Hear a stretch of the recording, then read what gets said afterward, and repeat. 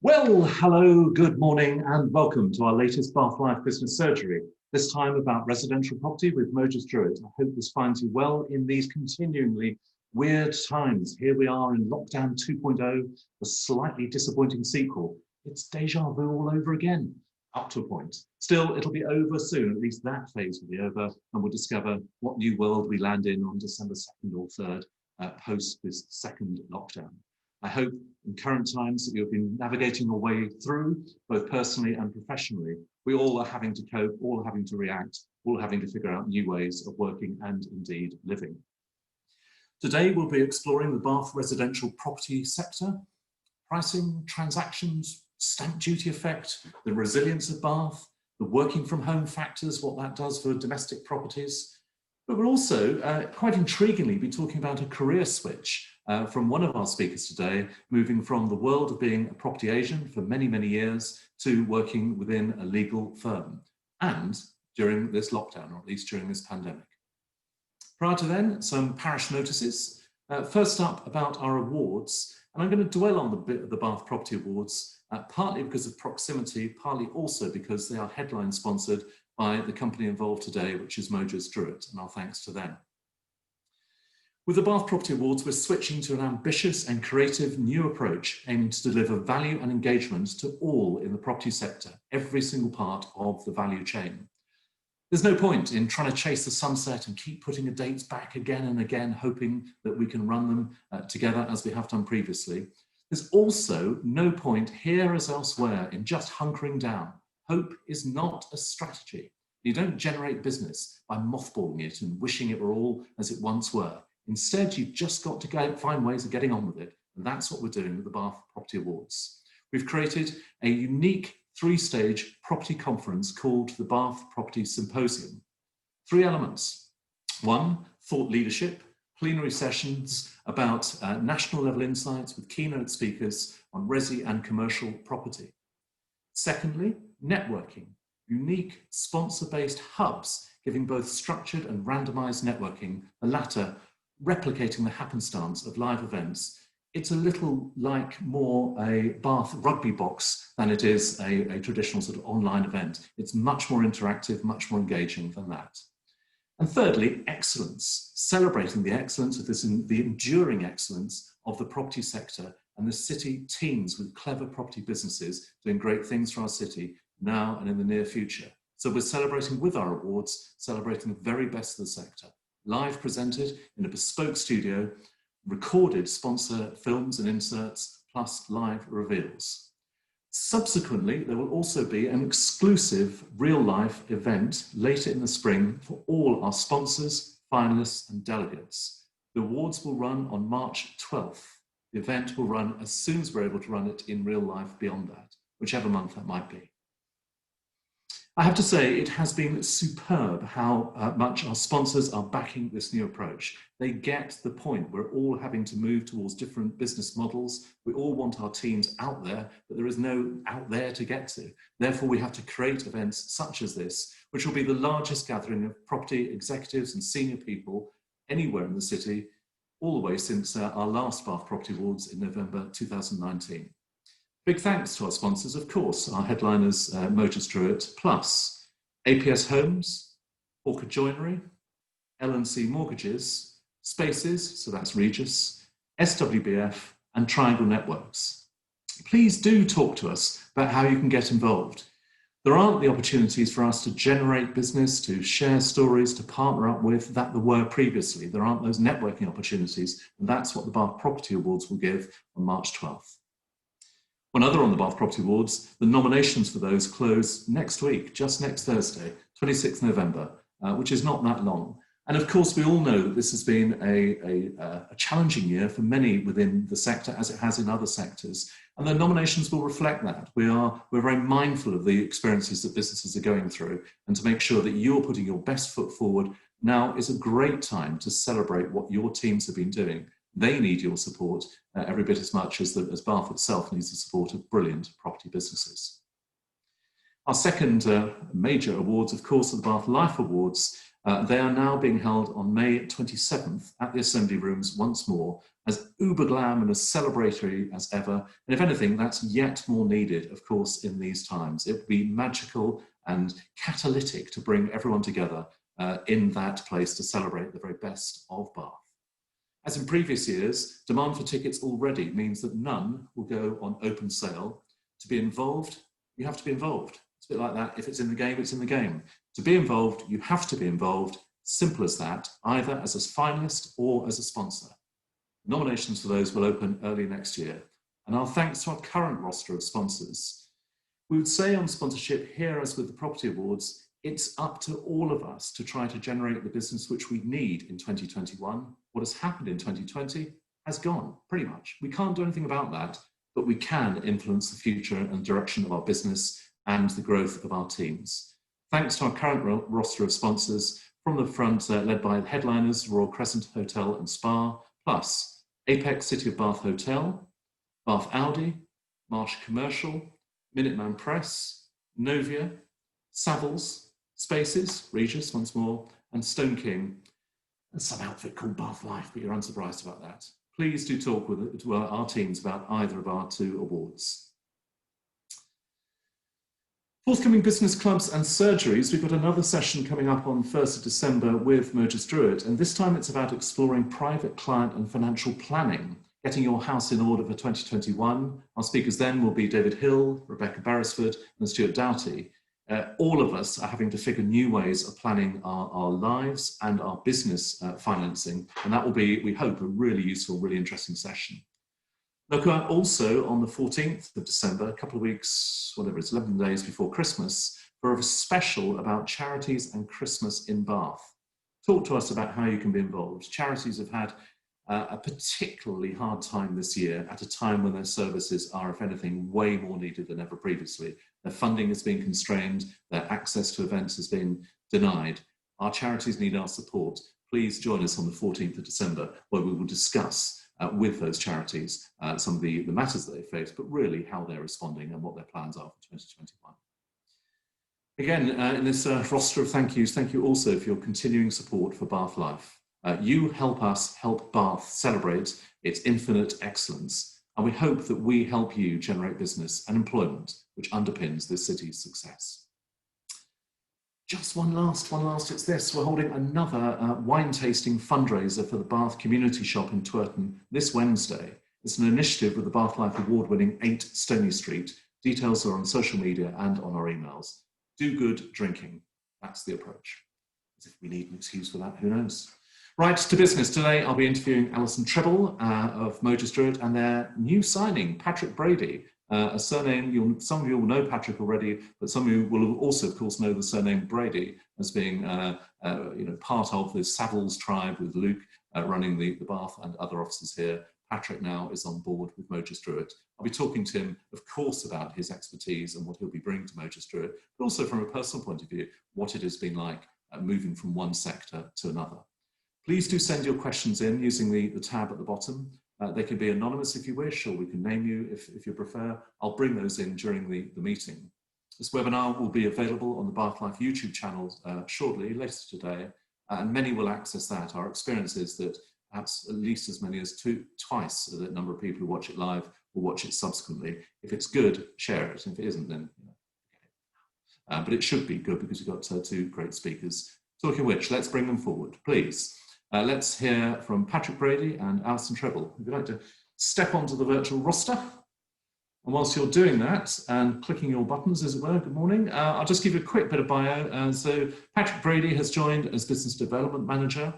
20 years nearly experience within and managing residential sales businesses covering Dorset, Wiltshire, Somerset and Hampshire. Most notably 10 years with Savills in Salisbury.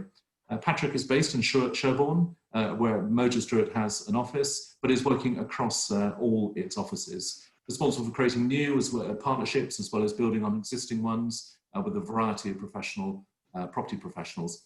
Patrick's a former rugby player, very sporty man with 2 sporty children as well. Alison Treble, a very familiar face for a long time on the Bath property circuit, an experienced lawyer, worked in law for 18 years, having completed your legal executive training and qualified with a large Bristol firm in 2006, and worked in residential property in Bath since then, qualifying as solicitor in 2008. Particular experience of high-value, complex transactions, which is what we're going to be talking about today, at least in part. So Alison, perhaps if we start with Mogers and how the property work has been in recent times, and I'll also say good morning, by the way. Good morning. Good morning, and good morning, everybody. So for us, the lockdown 2.0, as you called it, the disappointing sequel, has actually been better, unsurprisingly, than lockdown number one. What we found with the first time round was that everything was on hold. There was a great deal of uncertainty, and a lot of people went to ground, completely understandably. And then the minute that restrictions started to be lifted, the expectation was that you could just pick up where you left off and turn it around very, very quickly, ignoring the fact that everybody had been sat still for 3 months at a time. This time round, I think the government has been much clearer on keeping the market open. The intention is there to enable transactions to proceed, to enable all the preamble to when lawyers get involved to carry on as well. And it's been much better. And I think what that shows is that there is a real understanding now that a healthy housing market is better for the economy as a whole and enables the growth that the economy will desperately need at the end of lockdown 2 or lockdown 3, 4, whatever we end up with. So it's been a much better experience this time round. And I suspect also in property, as in all other sectors, most people have worked out a way of doing business, even if it isn't the same way as previously, with that much more experience. Clearly, and very sadly, certain sectors cannot operate in these times. I'm sure none of us are blithe about that. But property agents and legal companies figured a way in the spring when lockdown was more restrictive, and you're now, to some extent, having benefit from that. Is that how you see it? Yes, and it's made us more agile in the way that we liaise with clients, the way that we liaise with other property professionals that we deal with. It's pushed us to, as lawyers, you can imagine, we're very cautious. It's pushed us to be braver in how we innovate and how we contact clients and the way that we get our communications out there in a way which is less of a traditional lawyer approach. So it has been beneficial in that sense, though probably speedier than we would have achieved it otherwise. Yeah, that's one of the paradoxes of the pandemic, that it's a time of great pause, but in a strange way, also a time of great acceleration, that changes are brought forth that might have taken years, possibly decades to yeah. Innovations and changes, such as bringing on a property agent, Patrick, into your fold. We'll come on to from your point of view, Patrick, in just a sec, but I'd like to hear from Mogers' perspective. This is pretty rare, bringing someone in a senior frontline position without the specific legal skills. Clearly, loads of experience of dealing with lawyers and understanding that world, but this is right in the core offer. So why have you taken Patrick on? It's just about, a lot of law firms talk about being different, and everybody strives to be different. And this is from a desire to do different, not just talk about it. And what this role does is bridges the gap between estate agency and professional introducers and what we need as lawyers, because what we're finding with, particularly at the moment where there is pressure on timeframes and stamp duty holidays and that sort of thing, what this role does is makes that transition and that introduction a lot smoother, which means we can start quicker, which means we can get to the end quicker. And what that does also means that it frees up our lawyers to concentrate on being really good lawyers and delivering service to the clients who need it when they're in the thick of the transaction, without having our people thinking about, where's the next job coming from? How do I manage my income pipeline? It just relieves that pressure on them to free them up to do the bit that they are brilliant at, without having to have a sales pressure as well. There we are, Patrick. It's a slightly odd and maybe even surreal experience being talked about publicly, and you've not yet said a word. So we'll say hello to you and welcome you to this gathering. How are you doing? Yeah, morning, Greg. Morning, everyone. Yeah, well, thank you very much. Yeah, I'm glad to see you're in a tie, sir, as well. Ties aren't us in current times, in many people's cases, including my own. So you're booted and suited. Is that your traditional garb? I would say that it's been my traditional garb for the best part of 20 odd years. It's yeah, I don't recollect wearing a tie post the first lockdown, actually. So if I get a bit choked up, apologies. Oh, it'll be the emotion rather than the tie, I'm sure. So definitely. Tell us this point about it is a career change. It's a very closely related in many respects. But tell us what motivated you to change, and to what extent the pandemic played any part in that, about thinking about why you do what you do.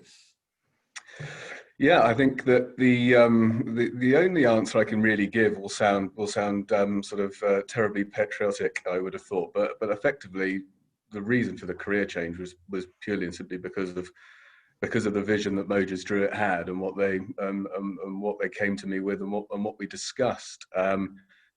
Blimey, I mean, there couldn't really be a worse year to embark upon such a thing. But I suppose that shows the faith that they have in me as an individual and as an employee, and I do as them as a firm, really. And but yeah, so really the vision of trying to make the relationships better, to make the processes better, to bridge gaps and and divides between agents and solicitors, exactly as Alison said.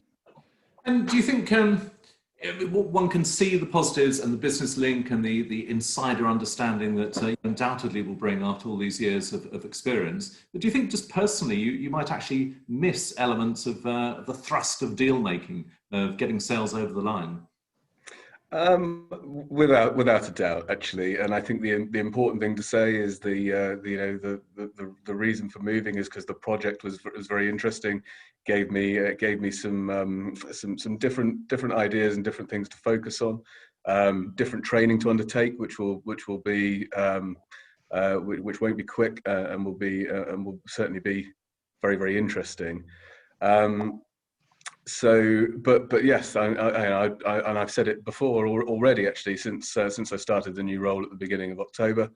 There are absolutely elements of it I miss, but I suppose it's probably been slightly amplified by certain restrictions and not being able to see, people and your contacts in the way in which you normally would. Certainly now since this latest lockdown, although watered down. As Alison's already mentioned, it still prevents you from being able to see people and have that human interaction, really. So there will definitely be elements of it, but hopefully what we can make this role and what we can do with it is actually be much more involved with the agents within that process. Yeah. Well, let's come on to the process of deals happening from a legal perspective, an agent's perspective. I'll start with a critical question, and it's in the context particularly of the stamp duty holiday, which runs out, at least in theory, March 31st. Not about Mogers, but about legal companies generally, about process. Why does it take so long for deals to happen? What is in the process which is inherently, 8, 10, 12 weeks more sometimes? So it's a mixture of things, really. As lawyers, we are, and rightly so, the main point of contact for somebody who is going through a sale or a purchase transaction. And that's absolutely what we do. And that's vital to the advice that we give and protecting what is people's biggest investment, and realizing those ambitions or whatever it is that clients have for their particular move. Part of that role is massively juggling lots of things that we can't control. So, for example, at the moment, we know that nationally, there are about 40% of local authorities are taking about 2 months to deliver search results. So from our point of view, there are alternatives that we can discuss with clients, but also it might work for the client, but it may not work for the mortgage lender. There are things that might work for the lender, but the clients aren't keen on or doesn't work for them. So that's just one example of where, as much as we can do our bit quickly, there's a vast amount of that search information that we just can't get without going through that search process. Similarly with mortgage lenders and things at the moment, I've had members of my team trying to get figures, for example, when you want to pay back a mortgage, and I've had members of the team sat on the phones for 2-3 hours at a time because the lenders still have got lots of people at home, lots of people on furlough. So what would have been, sometimes maybe if it was a 20-minute job, that was a bad job, but something like that which takes hours now. And our job in terms of helping clients through that process is absorbing all of that, but also then trying to manage expectations as well. So there's an awful lot that we can do and we can be proactive on, but there's an awful lot which is chasing things that we just have to make ourselves a nuisance of for the poor people at the bank who are on the end of the phone. But that's a massive part of what we do is trying to juggle it and time it so that it all comes together. You're not saying this, but just to sort of tease it out, do you think at times some clients just actually don't quite understand the complexities that you're navigating in any case, but particularly in these times? I think that's a fair observation, and I think because, as I say, because we are the ones that have the most communication, it is very difficult for clients sometimes to understand where those blockages might be, and as much as we do a lot around trying to get clients to understand the timing and also the bits that clients can be responsible for, so it's not just us chasing, but so that we're working in partnership with them. Sometimes it's the volume of having to chase those calls or chase those searches or whatever it is, and that's something which nobody really anticipates until you're in the thick of it. So we do a lot around trying to manage expectations, trying to be realistic, but also we are balancing the fact that people have fallen in love with somewhere and they want to be there as quickly as they can, and that's always a very fine line that we have to try and get right. So it's an inherently complex process. You're the sort of guardian, essentially. It's more than that, but you're the guardian of that process, and that it's made worse through essentially bottlenecking, one, stamp duty, but two, because of working from home and so on. So that's the sort of terrain in which you're operating. Patrick, how's that seemed to you working within that? By the way, when did you join Mogers Drewett? 1st of October. 1st of October, so you've had 6-7 weeks or so. Has it already been an eye-opener, that understanding more closely of process, or have you not yet been exposed to that in that way? I'm trying very hard to see as much of it as we can, actually. So years and years and years ago, when I was with Carter Jonas in Bath, so probably I'd say 8-9 years or so ago, actually, Mogers and Alison specifically very kindly did a process for one of our younger members of staff that myself and David McKenzie sort of joined in with as well. And actually, what's really, really nice is it doesn't matter how many times or how experienced you are and how well you think you know the process. A bit like how agency changes and the trends change, and so it's very, very much the trends within the legal process do as well. So just because searches may be taking longer in some places than others, that will then shift around. And actually, something that we can do, that we will be doing, is trying to share as much of that information that we get from the local authorities in terms of searches, and try and get on the front foot and share that with agents, so that we can be more joined up with our mutual clients.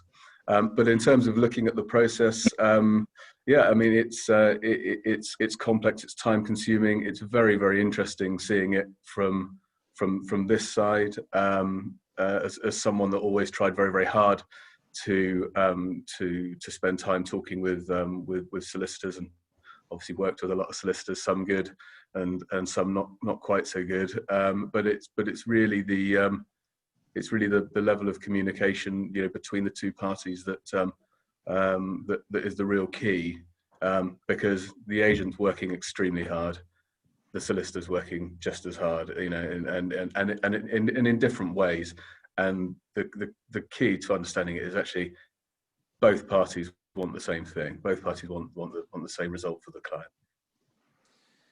And Patrick, you'll have had this, I'm sure, as an agent, and Alison, you'll have seen this in Mogers world, where clients say, yeah, I hear all of that, but this has got to happen in 2 weeks for whatever reason. It has to happen. If I came to you with that perspective, maybe not, thumping the table, but if I came with that perspective, how would you respond? Could you expedite really swiftly, and what would it need for those sorts of deals to happen fast? So from a legal perspective, there are certain things we can do. There are certain, I hate to say it, but there are certain insurance products and things that can support a purchase in a particular speed. The flip side of that is that we then spend a lot of time then advising clients what those things don't cover, rather than giving them the best information about what it is they're actually buying. So there are alternatives, but there is nothing really that can replace the proper due diligence over the actual time it takes to be going through that process. It's always very hard to guarantee that something will happen in a particular time, and that's not just because of where we are now, but that's true of the market anyway. What we can do is offer a guarantee that we will do it properly, and we will do it as quickly as we can, and that we will work with everybody to make sure that it is done as quickly as it can be, but without taking on any unnecessary risk. Yeah, it's back to that custodian guardian point. You're acting in someone's best interests, even if with respect to them, they may not fully understand why it is in their best interest in terms of risk profile. Yeah. We'll come on to that in specific elements to do with stamp duty in March 31st, because the concertinaing and pressure will continue to rise. But I'd like to bring in a question from Emma Maisie, who's our finance manager at Media Clash, who may or may not be going through a property move at the moment. And it's about this issue of comms. She's saying, how often would you recommend calling your solicitor for an update on the status of a transaction? Too often is just simply it clogs up the system, but not at all means that the client, Emma in this case, feels outside the process. And manage that comms, particularly in these times. So what we're trying to do at the moment is agree a communication strategy with the client at the beginning. So I have a number of clients who are overseas, and with time differences and everything else, obviously that is always brings its own challenge. But what we're trying to do is set up so that we talk at least once a week. As things happen, we communicate that by email. And then when things start to get closer to exchange and completion, then we've agreed that we will up that frequency. So it's more about, from our perspective, trying to understand what it is the client wants from us and having that strategy at the beginning, rather than having, and it sounds like she's a bit on the outside, rather than having somebody who, because the less responsive somebody is, the more inclined people are to chase and to phone and to email. So it's much better to agree that at the outset. So anything from, it might be every other day, in particular cases, it might be weekly, it might be less than that, depending on, if we know, going back to searches, if we know we're not going to get them for a month, then there's not really much to talk about in the meantime, but at least someone is assured that there is nothing to worry about in that time. And it's almost the communication for the fact that everything is okay, rather than the technical advice, if you like. It's that communication which is most important. Yeah, it's somewhere between reassurance and managing expectations. Yes. That if they are, whomever they are, if they're part of a process, in this case perhaps with Mogers Drewett, there is a process that gets them through the other side, but you are the conduit to make that happen. The particular pressure on March 31st, quick recap, Alison, if you may. What is the stamp duty holiday and what is its effect on current transactions? So if you're buying your main residence up to £500,000, you don't pay any stamp duty. Anything on your main residence over 500, then you pay stamp duty, but that first 500 is ring fenced without an SDLT liability. What that means, for those who don't understand, SDLT being... stamp duty land tax. So in the old days, you used to, and I did it, you used to have to take your deed to physically be stamped in an office by a man with a machine and some wax, and then to carry over. So sadly, that's not a thing anymore, but that makes me feel really old, actually, now I've said that. But basically what's happening is as long as you complete by the 31st of March, if it's less than 500, no stamp duty. Anything above that, then you get your first 500 for free, effectively. But it's the 31st of March by which you have to have completed to be able to take advantage of that.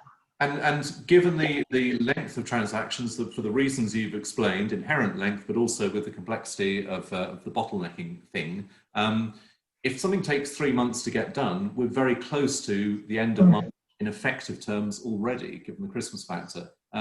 If you got an instruction this morning, how confident would you be at this stage of getting it over the line by March 31st? I'm confident in what we can deliver and what we can control, and confident that we would throw everything at it to be able to meet those deadlines. What we are saying to clients is that you have to sort of plan for the worst and prepare for the best, really. So we're talking to clients about making sure that you can't write that money off, and we'd much prefer that you budgeted for it. If you need to, if things are then delayed and you have to go down that route, then we'd rather that you knew that now and prepared for it, rather than it comes as a surprise if it doesn't happen. We are hearing that some people are talking about having a cut-off point, and I wouldn't necessarily want to go as black and white as that. There's a move by the Law Society and other industry groups to push the government to extend the window. So whether or not that comes to fruition, I don't know, but there's a conversation around that happening, and there is some pressure to enable that to happen. Do you think that might be, and obviously this is all hypothesis, but do you think that might be an actual extension, or is it going to be a little bit like football transfer deadline day, where the exact definition of a fax having been received, which it was recently, is somehow proof of transaction, whereas in reality it's a bit more porous and it goes a few days later than that? Yeah, I think it will have to be a firm deadline, there's talk about whether it's being tapered in certain areas, or an extension maybe lowering the level. There's lots of conversations around it, but it still has to come to an end date, just because certainty is the most important thing, really. Yeah, and certainty is what, one way or another, we all crave, I guess, in these times. Patrick, wearing your very fetching former agent's hat, as well as your current legal hat, what do you think it will be like in February, where two parties are trying to get a deal done and it's increasingly likely they may not get it over the line? What will happen to value in that context, where both know value is going to be lost on one side if it doesn't happen? I suppose with how I would deal with it as an agent, I'm sure be very, very different to what lots of other people would do. But it's trying to understand from the outset that is actually a key to getting the transaction done. So if I'm talking to if I was talking to anybody now, certainly in the second half of January and throughout February, as you mentioned, it's making sure that actually, is that realistic? Finding out what the drive, what the motivation actually is to, obviously appreciate there's always going to be that financial side, but something that certainly I was talking about, and lots of agents have been talking about for the last 6 months or so, is that people will have planned to move in 2021 anyway. And some people can be more fluid with their plans and they can bring them forward. Other people are far more rigid. And actually, there may be some additional benefits offset by completing after the 31st of March in terms of what may happen in terms of property value. But I think to answer your question, actually, it's a case of understanding whether that is then going to be a deal breaker. Because if it is going to be a deal breaker, do you then have to return to the negotiation table and start talking about the purchase price? A seller then needs to probably decide whether or not they think that they're going to sell their property for the same price on the 1st of April, or whether our price is likely to drop by that, that 15 grand or so that the purchaser could potentially save. So it's not unusual, and I'm sure if you've got agents listening, I'm sure they're all very, very busy, but it's not unusual to return to the negotiating table. Getting a transaction from sale agreed to exchange of contracts has become progressively more difficult over, certainly over the last 10 years, but increasingly so, certainly over the course of my career in agency.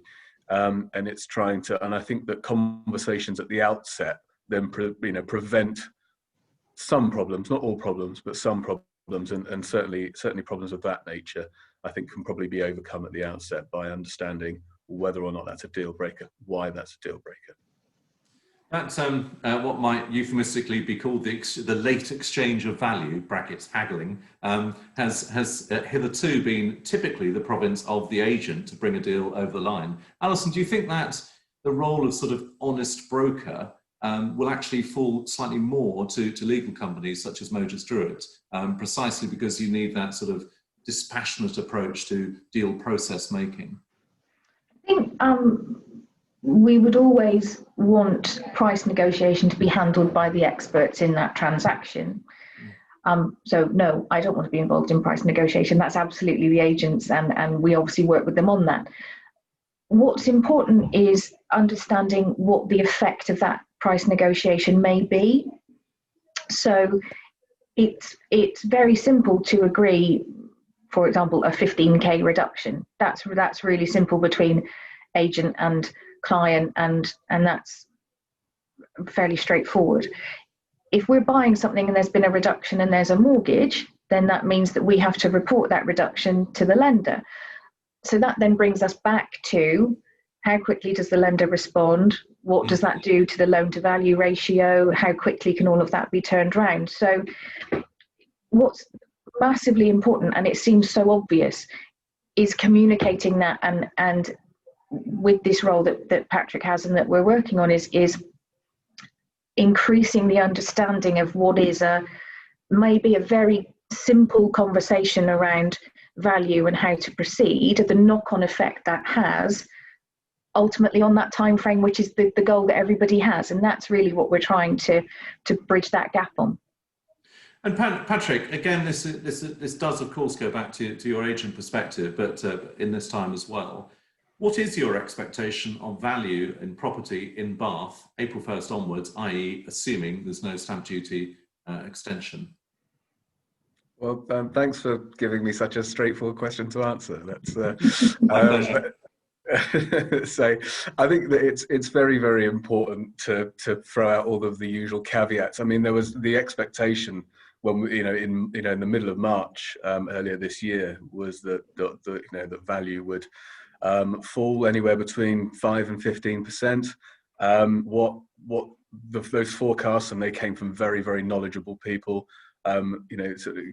considered the very best experts in those fields, didn't account for the demand that this part of the world, particularly country houses as well, the countryside surrounding Bath, obviously the other areas that we cover as well, what the demand would be for that, and demand significantly outstripped the supply, because people couldn't, speaking from my own personal circumstances, the only houses that we could put into the market when the lockdown came to an end late May, so late May and into early June, were the houses that we had ready to go into the market at the end of February that we couldn't get put into the market, or we decided to be more take a pragmatic approach to, well, let's give it a few weeks and see what that demand was.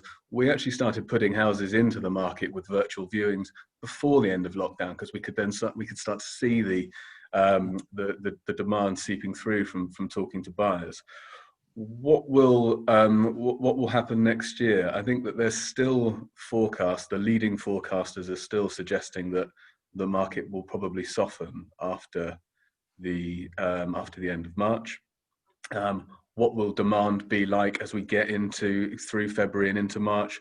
I think that as long as there's enough communication, again, where when we're talking to clients and agents are talking to clients, we need sellers to have the confidence to put their houses in the market in February and March and in April, in order that you're giving a buyer a choice to make. I'll go all the way back to 2016, when we had the result of the referendum and a bit of a hiatus in the market that summer.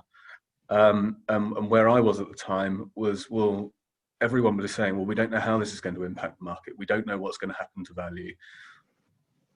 You could have sat around and asked yourselves those questions over and over again. The approach that I took at that time, and I'm sure I wasn't the only one, was to put stock into the market because there was nothing available. So buyers didn't have a decision to make. It was very, very easy for them to say, well, there's nothing for me to buy, so I'm not going to buy.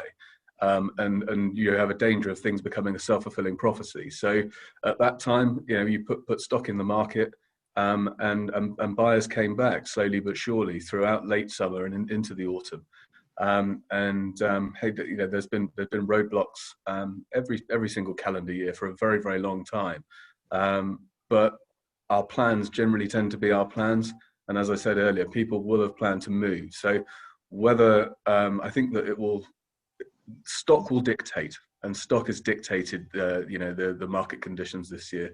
So the message that we want to get out to potential sellers, and I'm sure agents will be exactly the same, and we're here to support them on that wherever we possibly can, is, if you thought about selling, don't change your mind because of the stamp duty. Buyers will still be there. They need to have a decision to make, and they need to have a product to buy. And then there's also, there's the macro position of the stamp duty holiday ending, but there's all the micro currents, particularly in Bath. One might be the flight of capital from the capital, Londoners coming this way. Another might be the working from home, which I'd like to explore with you, the working from home effect, that people want bigger or nicer or extended space. The attraction of villages, not suburbs. Bath doesn't really have suburbs, but the attraction of villages in these times. And the interplay of that as against what may be the effect of the stamp duty, net, would you take the view that Bath is likely to be more resilient, both on supply of property, but also on pricing of property? I think that history tells you that it is, Greg, absolutely. From the time that I spent working in Bath, and obviously the knowledge I have from working with a company that had an office in Bath as well. So you can see that transactional volumes are protected. I think that people in the immediate area take a slightly different view, and the lifestyle in and around Bath really appeals to people outside, certainly. This year there's been an awful lot of talk about Londoners. I think the important thing to say as well is that we are seeing, we're doing an awful lot of quotations for people buying additional homes at the moment. So there is so they're still paying their additional home stamp duty. And I think that's a very important thing to say, actually, is that people are still prepared to buy with a stamp duty charge of some degree. And I think that in its own is a testament to what someone might think the strength of the Bath and the immediate surroundings market is that it's always been seen as a good investment, a safe investment, and I don't see any reason why that would change. And that really goes back to saying that's why sellers need to be aware that if there's a softening of value, that will be transferred. I don't think anyone is, certainly not that I've seen, forecasting a wholesale drop off the cliff. But I think that will be protected, as I said, by stock. I'm sure you'll wish to parade a phalanx of caveats on this point, but as a general point, this working from home trend, the increasing number of people creating garden offices or extensions, whatever, do you think net that people should expect to get their value back from that? Or is it simply you do what's right for you and forget value? I think that value monetarily and value in terms of quality of life, actually, I think that the two are probably more linked now than they probably ever have been. And I remember talking to an agent over in Winchester earlier in the year, sort of talking about the traditional commuter belts losing some of their pull, if you like, because I think that lots of people, sort of post 2000, sort of around 2006, 2007, lots of people were moving out of the city and working from home on Mondays and Fridays, being in the offices Tuesdays, Wednesdays, and Thursdays, and then obviously when we had the global financial crisis, I think lots of people were then required back to their offices. Technology is obviously 10, 12 years more advanced, and the means of us having this chat and this broadcast today, this didn't exist back then. So the necessity of traveling around and being within a certain proximity to anywhere is definitely less of a factor now, and so people can be they can live further away, they can work from home depending on the industry, so therefore, it's marrying up the value of that. Certainly from an agent's perspective, any type of outbuilding or usable space for the last 6 months has been a home office, or it's been the ability to create a home office. So I think that there's definitely value in that.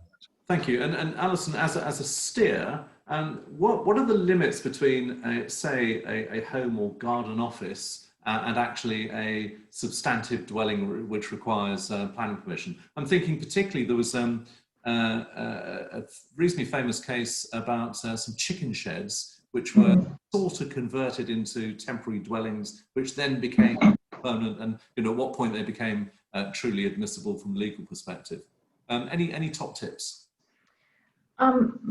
Don't build a second house in your garden and expect to get away with it is probably the best clear tip I can give. It's yes, we deal with as you say, outside buildings, office spaces, fancy sheds, that kind of thing. But anything which is depending on where you are, you have permitted development rights which allow you to do certain things without planning consent. With a building which is in your garden, we also have to look at building regs if there's electrics and water and that sort of thing. So the minute you start to get into adding services and anything which could be used as ancillary accommodation, the best thing to do is to talk to the council first, because it becomes difficult to undo it or to rectify it once you're in the thick of a sale or a purchase. Ancillary accommodation, is that what's also known as a sofa? If you have if you have electrics and somewhere where you could sleep, is that just off the scale, or if in doubt, ask, I guess, if in doubt, ask. Yeah, absolutely. Okay, if in doubt, ask another question, because that clearly was a dumb question. Sorry about that.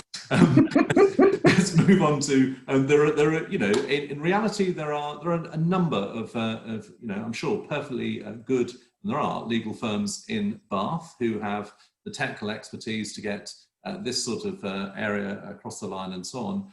What actually makes Mogers different? And I'm going to ask you, Patrick, as a sort of a recent joiner, but you, Alison, as a long term. Why should anyone watching this think, actually, you know what, Mogers are the people to choose as opposed to unnamed others?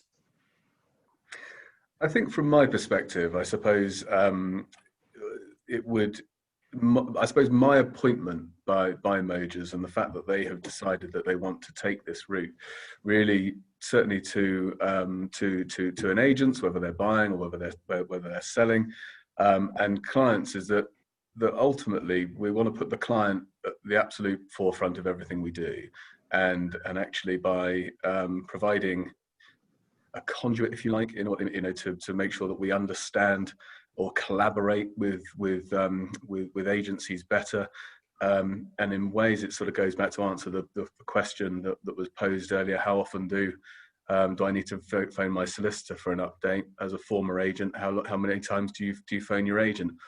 The most frustrating calls that you get are when, if you speak to your agent and you speak to the solicitor and you hear two different things.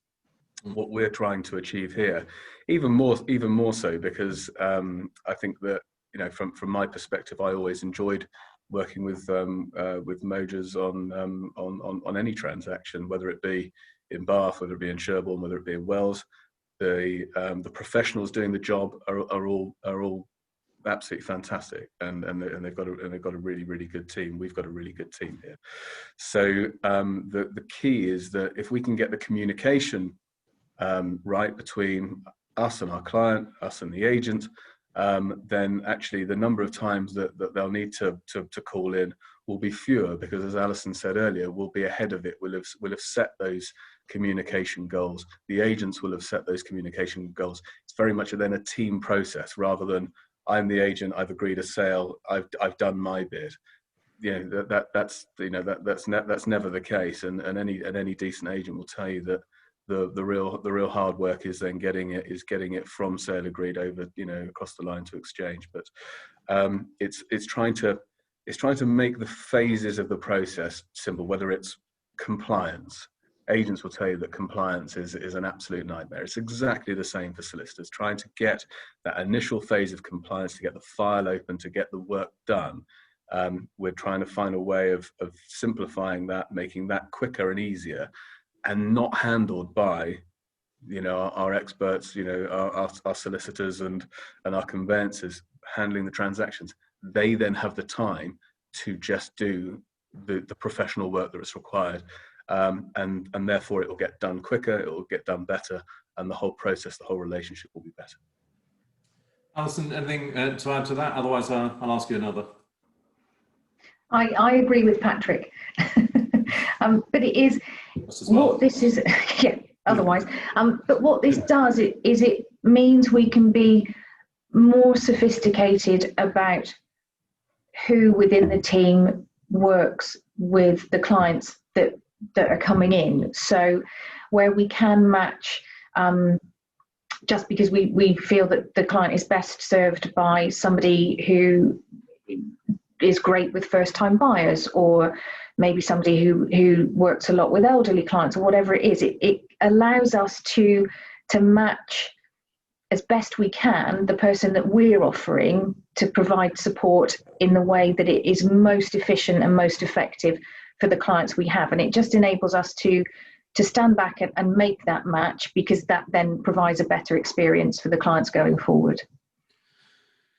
Great. A few years back, there was some concern in legal circles about the prospect of Tesco law, cheap cookie cutter, off-the-shelf contracts and so on, undercutting, frankly, even bypassing more traditional legal companies. That hasn't really happened, and to my knowledge, certainly hasn't happened in property. Why not, Alison? I think going back to where we were talking about Bath being in a bit of a bubble and protecting itself, I think we are lucky to be in an area where we don't have that sort of competition locally, but it is something that we do still come across. We do still deal with sort of volume lawyers and people who sort of buy work in, and we do still come across those, but it's not as prevalent in this part of the country as it is elsewhere. And I think that's because there is a level of sophistication in this market, which is about understanding what you're doing, the value of that investment, and making sure that you get the right advice to get you through that process. Because we do often have people who come to us who've been through a sort of cookie cutter, or however you want to put it. They've had that experience, and they don't want to have that experience again. And that's really where we come in, and we can show those differences in value. If nothing else, and it is much more than this, but if nothing else, you provide an insurance, I guess, in what, as you referred earlier, is the single largest transaction most individuals will do in their life. Well, you know, why not have the professional expertise to guide you through that? Absolutely. We've had a question from our very good friend, anonymous attendee, who's asked a point about that whilst working from home, of course, if you've got the capability, but more particularly the domestic setup, perhaps a home study, maybe even a garden office. But Bath has many apartments. Has that market been as solid in terms of activity and pricing? And would Patrick expect prices more likely to soften in that sector in the coming months? Apartments, Patrick. I just had a look at the question as it came through, actually, and I think that I don't think that the one sector is likely to outperform another, or there to be let's say, plucking figures out the air, 5% drop for apartments versus a 2% drop for a house. I don't see that, and I think that all I would say to that question is, the point I made just a minute ago about people are buying investments. They are buying apartments. I've been carrying out an awful lot of the initial quotation and initial contact work over the last 6-7 weeks or so, and that market is very, very active. It's very, very fluid. I think that sitting on the fence, I think it's going to be very, very, very, very difficult to predict what's going to happen in the market. Full stop.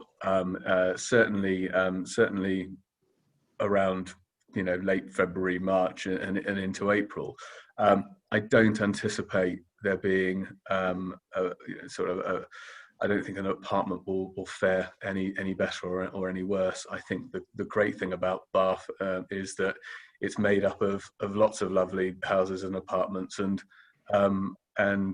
even through the toughest times that we've had, and the recessions that we've dealt with, and the difficult markets over the last 10 to 15 years, it's always been robust. So I don't think that there would be a particular issue there at all.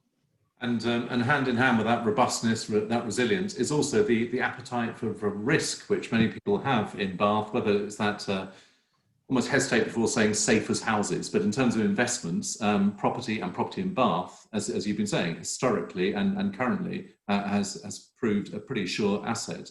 Now, Alison, in terms of your client base, that appetite for risk, are you having a sense that has tempered in current times, that people are waiting it out, sitting on their money before diving in?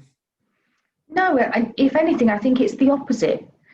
We certainly had a spike where I think people had sat in their houses for 3 months and decided they didn't want to look at the same 3 walls for any longer than they wanted to. So there's definitely movement around the family houses, which is something which I know can be very difficult in Bath because of that reluctance to put things on the market, which is what Patrick was talking about. But no, I think if anything, we found that people are having addressed what they want from their work-life balance and everything else. I think people are doing the opposite of that, and is almost a bit, life's too short and this is where we want to be, and this is how we're going to get there. And I think that's definitely more the client base that we have at the moment.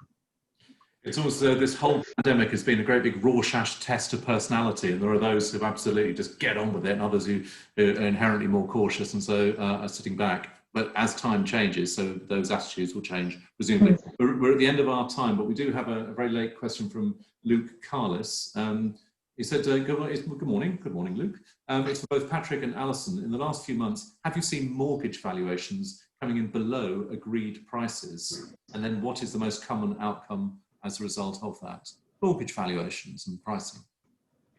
Shall I jump in and go first? Okay. Yeah, come on. And only all I would just say is that the answer, long and short of it, is yes, we did, but certainly, but very much from a before I moved over.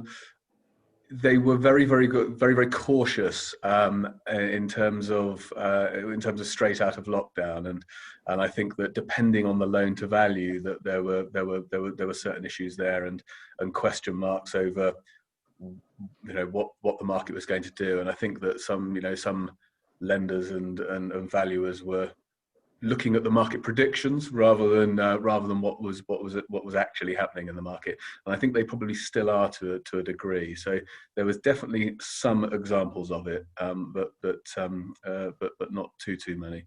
But I'll hand over to Alison about on the legal side. It's exactly the same. We've had a couple of down values, but and that's for a number of different reasons.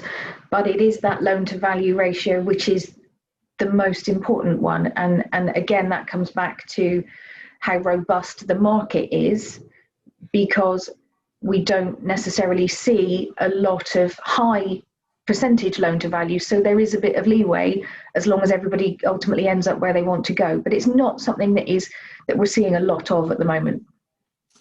Well, we are beyond our time. I will just give one last plug as we're closing to talking of the Bath Property Awards and Mogers Drewett relationship with that. Of course, there is a very large mortgage supplier in Bath, based in Bath, called L&C Mortgages, and I'm sure they would have very detailed perspectives on this exact point were you to beat a path to their door. We are going to beat our path away because we're through our hour now. Thank you both to Alison and to Patrick for your time, wisdom and insights this morning. Please look out for our next Bath Life Business Surgery about private client and financial planning, which will be fascinating, 1st of December, again with Mogers Drewett. Further afield in January, by the way, there'll be one with Juice on recruiting. And if anyone has a professional service, if anyone's looking for flying the flag and perhaps generating more business, please do talk to us. It's a very good way of showcasing a professional expertise in a sort of conversational style. That's the intent, at least today. Couple other plugs again. That's December 14th, Bath Life Business Club on charities and Christmas. Please talk to us about how you might be involved. And the very convivial wine tasting, not virtual wine tasting. We will literally be wine tasting, but we'll be talking over Zoom about the provenance and style and quality of those wines with 8 Stony Street, raising funds for the Bath Community Shop in Twerton. Please remember those Bath Property Awards nominations closing next week, and of course those lovely sponsorship opportunities for the Bath Property Awards and Bath Life Awards. I hope this has been a useful session. Our thanks to Mogers Drewett once again for going through the expertise in the area of residential property in Bath. Good luck, good wisdom to you all and to everyone. This has been a Media Clash production, and this has been the latest Bath Life Business Surgery. Bath together. Thank you.